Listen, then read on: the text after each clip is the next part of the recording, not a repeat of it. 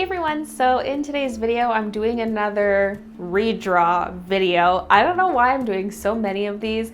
I guess I just look at some of my old favorites and I'm like, this could really be redone now that I feel like my art skill is better, or I'm like, oh, I could have done that differently. And this is one of those cases where I was looking at prints that I had available for sale for anime conventions. I like to table in artist alleys, and I haven't done many recently, but I've been getting back into it this year, which was one of my New Year's resolutions. Unfortunately, because I'm doing 3 conventions this year, I haven't had time to complete some of my other resolutions, like posting to Instagram more. I was doing that originally and then it stopped. And I haven't started a single oil painting yet. I wanted to do 10 to 12 oil paintings. That's not gonna happen. But I've been doing a lot for conventions, so that's good. I'm at least getting some of my resolutions done. I had Annie Revo Winter at the beginning of the year. I have Anime North at the end of this month, and then I have Annie Revo Summer in August. So I've been prepping hard for all of that, and I have this Mama Raichu print that I've had for quite a while. The original Mama Raichu illustration was made back in 2015, and you know, there are things that could be improved. The number one thing that people say about it, other than that it's cute, is that shouldn't it be a Pichu instead of a Pikachu? And I'm like, I know. I really wanted a baby Pikachu. And I was like, oh, it'll be cute. We'll say it's Gen 1 because, you know, Pichu didn't exist in Gen 1, so it makes sense. But people would always point it out, and I'm like, yeah, you know, they're right, because I could just add Pikachu as a kid next to the Raichu. It could be like a little family. And so I was like, okay, let's redo it. Plus, I thought I could make it an Alolan Raichu because Alolan Raichu is so cute. And, you know, there are things I wanted to do differently, and I wanted to color it in differently. I actually want to turn this into a series where I do different Mama Pokemon or Papa Pokemon, I guess, or it could be both parents. The possibilities are endless. There's just so many that I have in my mind. I'm like, I want to do this one and this one and this one. So you'll probably see more of this. I always have good ideas for series, and I don't always follow up on them. Like, when do I do Princessify videos? Almost never. I do have another Hot Guy video coming up though. If all goes according to plan, that will be my next video, but I don't want to make promises. And again, for that series, so many great ideas that I want to do. Also, if you watch my vlogs or follow me on Twitter, you'll know that I put little booty shorts, it's more like a Speedo almost, little undies on the Squidward picture that I did, the Squidward as a hot guy, because I just felt like he was maybe a little too racy to sell at conventions, and I thought, why not sell him at conventions? So I put little red undies on him so that he's less naked. I'm not gonna lie, I almost like that more than the original. It's something about the way the fabric's like curving around his body. I don't know, it almost looks better in a way. Like, you see just as much butt, it's just a different color. It's almost not even censored in a sense. Censored in a sense? But you still see the booty cheeks and all that, so yeah. The original does have more of the shock factor though, because you're like, whoa, he naked. Anyway, back to this art. I'm doing the art on my iPad Pro with my Apple Pencil, as I have been lately with pretty much all of my digital art, unless I'm making button designs. Like, I also redid my Sailor Moon button designs. Let's insert that as well. I did that in Photoshop with my Cintiq at my computer. But yeah, I've been loving my iPad. I know a lot of people are asking for reviews or for me to do tutorials on how to use Procreate. I don't feel like I'm comfortable quite with that. I want to do more art with it before I do anything like that, but so far I'm loving it. I don't feel like it's necessarily better than my Cintiq 22 HD, but it's just so much more portable. That's what I like about it. And yeah, there are portable Cintiqs you can get, but this is by far the smallest tablet device like this, other than other smaller tablets. And by tablet, I don't mean drawing tablet, but just like regular tablet. I don't know, the terms are so confusing because there's like tablet and there's drawing tablet.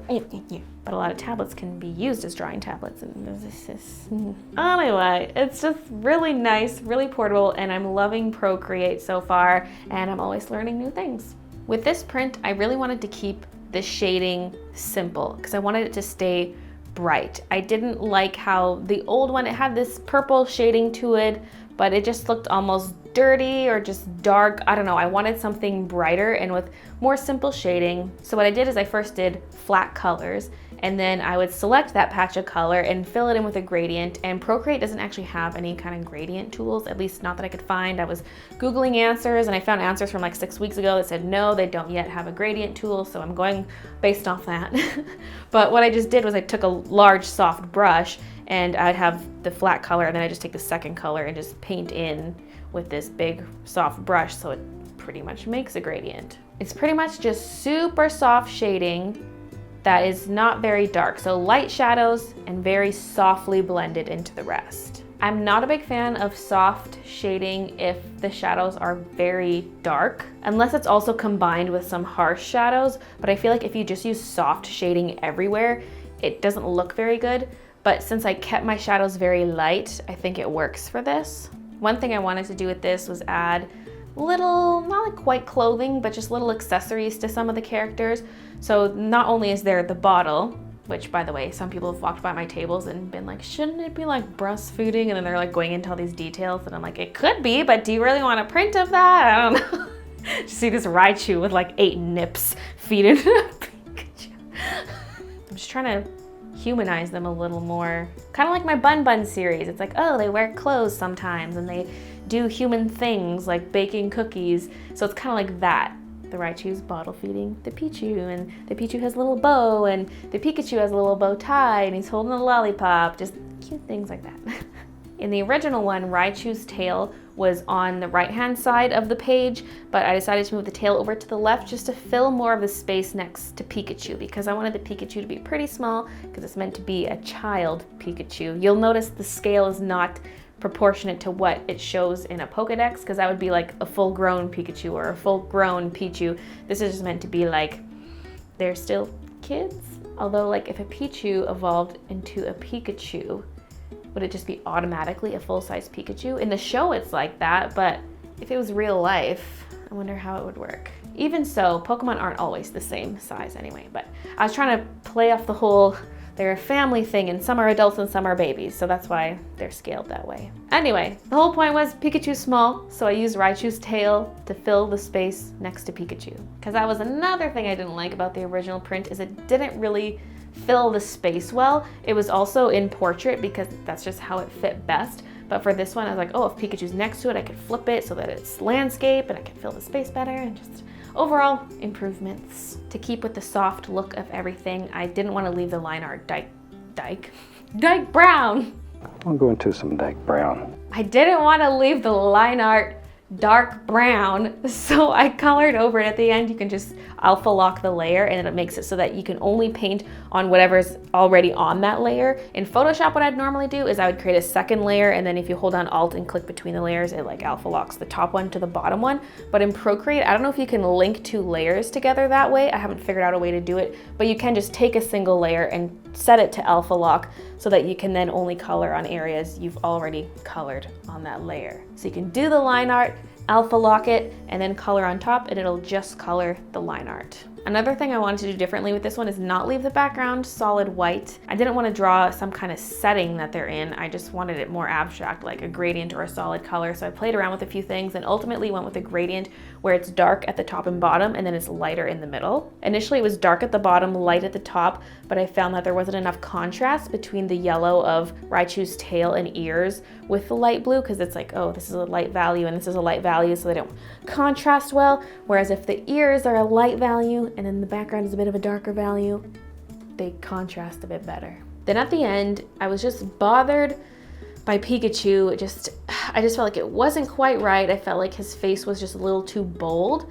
And I was toying around with the idea of lightening his ears so that they're not a dark gray, but maybe instead brown, more similar to Raichu's dark brown areas. But I was like, that's maybe changing Pikachu too much. And then I realized I thought his cheeks were too red. And when I did his red cheeks, I made sure to not pick super bright, vibrant red. I made it a bit of a pinkish red, just a softer red.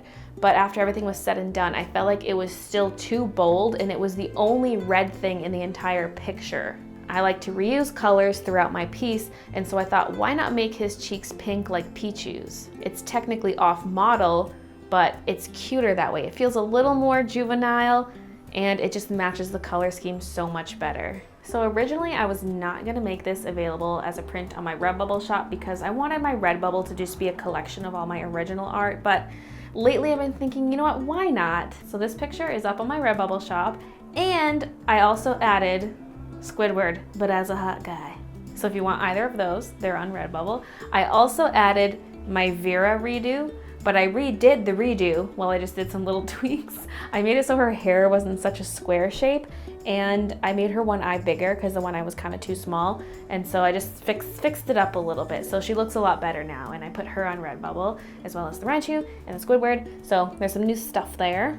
If you're coming to Anime North in Toronto next weekend, then you can buy them from me there as well. But the Squidward one is the censored one, like I mentioned. He's got his little gitchies on. Also, if you're coming to Anime North, I have a bunch of buttons there that I do not sell online. Buttons are like my big thing I do for conventions, and I don't sell them online. So if you want access to those, come see me at Anime North. Comic Market, table H11. But yeah, that is it for this video. Thank you so much for watching, and I'll see you guys in my next video. Or maybe I'll see you at Anime North.